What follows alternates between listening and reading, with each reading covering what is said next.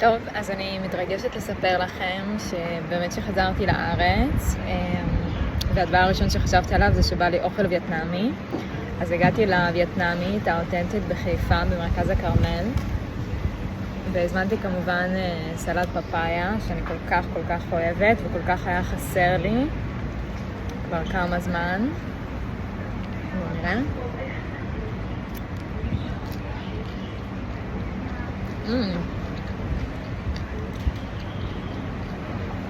הוא חמצמץ וקצת חריף. וואו, הירקות טריים.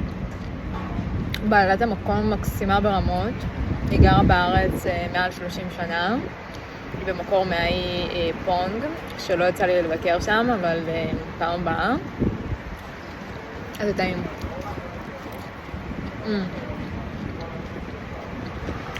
וואו. זה בעצם אוכל רחוב. ממש טעים. וואו, זה טעים לי. ונעבור לקינוח שיש לנו פה אננס מטוגן ברוטב מייפל. נחתוך אותו סכין ומזלג. איזה חתיכה.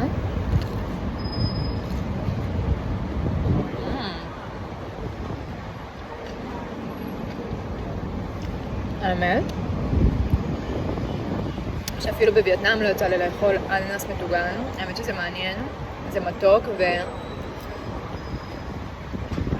והטיגון מוסיף לזה כזה עומק מעניין. וואו, אני לגמרי יכולה להרגיש אותנטיות פה במטבח הזה. איזה ידיים יש לאישה הזאת.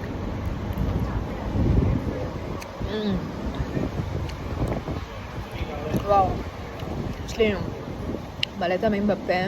אימא'לה, אני מאושרת. טעים לי ברמות.